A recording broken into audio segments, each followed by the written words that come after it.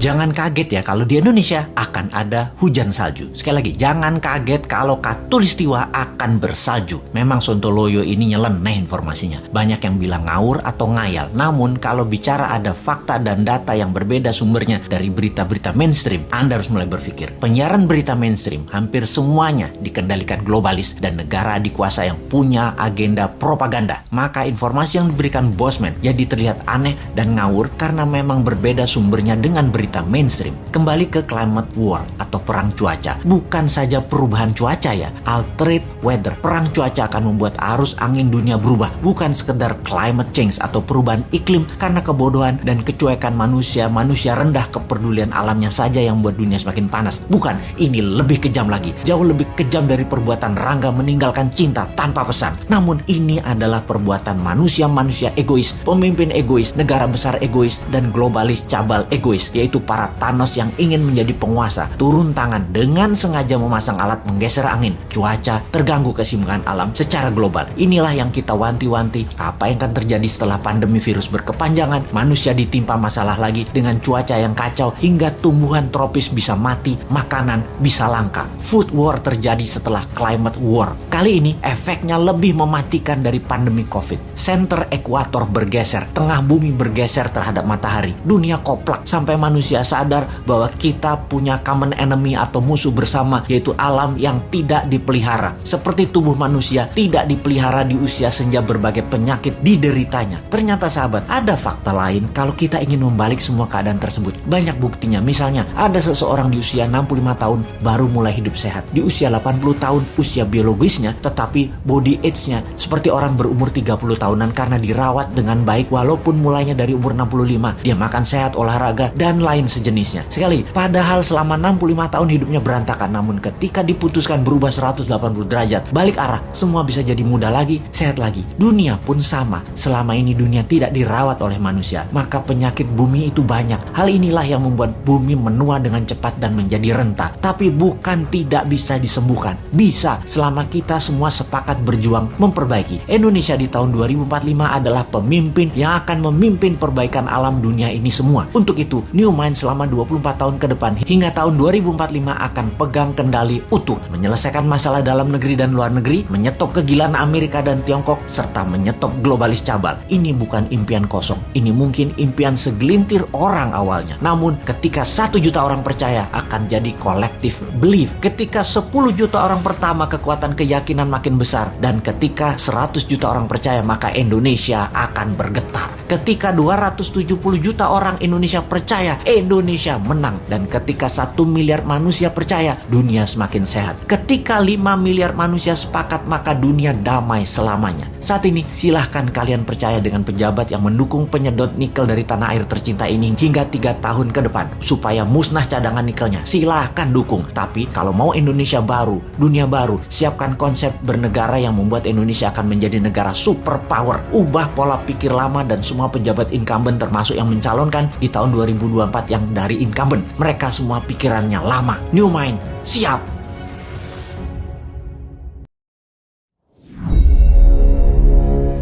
Beberapa bulan yang lalu, Bosman sudah mengatakan bahwa perang melawan globalis ini masih panjang, masih lama, dan memerlukan daya tahan atau endurance yang panjang. Menghemat tenaga, menghemat amunisi, dan cerdik merupakan langkah yang dibutuhkan. Bukan pinter loh ya, cerdik. Pinter itu bisa hafalan di sekolah, itu pinter. Mengikuti ilmu yang diberikan oleh guru, oleh dosen di kampus, itu pinter. Kita sekarang juga pejabatnya orang pinter semua. Saking pinternya cetak uang dibilang inflasi. Ngutang asing itu benar, bergantung dolar itu benar. Lalu kerjasama dengan negara komunis yang penuh tipu daya dibilang benar. Dan bergantung pada investasi asing itu benar. Dan genre berpikir begitu saat ini berkuasa mutlak mengatur negeri ini. Jadi yang di atas tinggal gampang, cuman bagi sembako sama kunjungan-kunjungan. Itu pinter pejabatnya namanya. Pinter minteri atasan, sama pinter bodohi rakyatnya. Sementara yang dimaksud cerdik di sini adalah street smart, orang yang memakan pengalaman hidup yang keras, makan jalanan, terantuk-antuk hidupnya, namun mantulnya lebih tinggi dari jatuhnya. Di atas orang cerdik ada lagi orang bejo atau orang beruntung. Nah, lebih enak lagi gabungan keduanya sebagai pemimpin. Sudah bejo, cerdik lagi. Itu baru pantas jadi pemimpin yang mengatur perang melawan globalis cabal. Oh iya, sebelum lanjut kita harus membedakan pebisnis globalis dan globalis cabal. Cabal adalah secret society, lebih menginginkan kepengendalian mutlak atas kehidupan manusia. Cabalis itu sudah pegang kendali atas teknologi, atas informasi, kendali atas komunikasi, sistem keuangan, dan sekarang kendali ke arah dua hal yang penting, yaitu kesehatan serta makanan. Musuh negara tidak berdaulat yang pemimpinnya oportunis itu bukan hanya dua negara besar, Tiongkok dan Amerika, tetapi ditambah juga globalis cabal. Jadi ada 3 musuh sebenarnya. Kita detailkan ketiganya, pengendali negara lemah tersebut. Pola kendali terhadap negara lemah atas 2 negara besar dan kelompok globalis adalah 3 strategi Tiongkok, yaitu menggunakan soft power kalau Tiongkok ya. Pertama, kendali atas media massa sebuah wilayah. Nomor 2, kendali atas pejabat pemerintahan wilayah yang ditarget serta anggota parlemennya. Kemudian nomor 3, kendali atas peraturan hukum dan penegakan hukum di wilayah tersebut. Di sisi lain, strategi Amerika itu menggunakan hard power, yaitu tekanan militer, terorisme, ideologi, humanitarian, menggunakan organisasi multilateral seperti IMF, PBB. Semua adalah tool Amerika untuk menyedot aset harta negara lemah. Strategi globalis cabal adalah pegang sosial media, informasi, dan big data. Mereka bukan mau menguasai wilayah hajat hidup seperti Tiongkok, ambil sumber daya alam, seperti Amerika kendalikan energi dan oil, serta dolar. Bukan. Globalis cabal kendalinya atas data, atas minat interest seseorang, mengubah tindakan perilaku, merubah society, merubah dunia dengan merekalah pemegang kendali hidup manusia, bukan hanya wilayah. Globalis cabal anti negara, anti nasionalisme, senang atau mendukung pemimpin otoriter yang bisa dikendalikan oleh mereka. Jadi saat ini perangnya ada 3 front, Tiongkok, Amerika, dan globalis cabal. Globalis saat ini pegang kendali atas big farmasi atau perusahaan obat-obatan besar serta kesehatan. Alat tes COVID, virus COVID, dan vaksin adalah satu paket globalis cabal yang punya. Sistemik sekali kerja mereka, didesain panjang sejak 15 tahun yang lalu. Detail, rinci, terarah, lengkap dengan perang medianya, desain ketakutannya, dan alat yang disebut COVID atau virus yang sedikit lebih mematikan dibandingkan flu itu.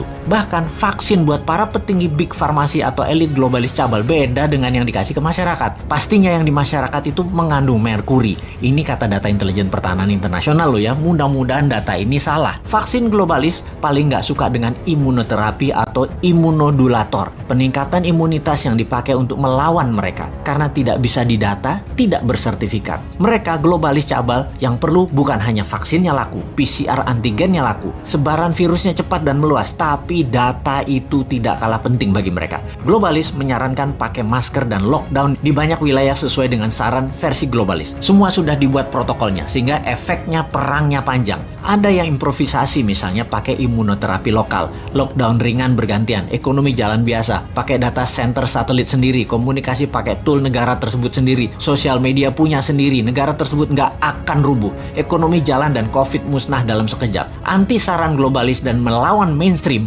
pasti menang. Itulah kenapa di tahun 2019 pertama-tama video Bosman muncul, kita mengingatkan perang yang akan terjadi di tahun 2020 dan tahun 2021 dengan akhir kalimat bertanya, sudah siapkah Indonesia? Untuk apa? Untuk punya Google sendiri, punya Facebook sendiri, punya satelit komunikasi sendiri, punya data center sendiri, punya Twitter sendiri, punya TikTok sendiri, punya begituan deh. Ini kira-kira maksudnya. Hanya di tahun 2019 awal tersebut kita menginformasikannya pelan-pelan, muter-muter bersanepo gaya bahasa pengandaian dan indirect language.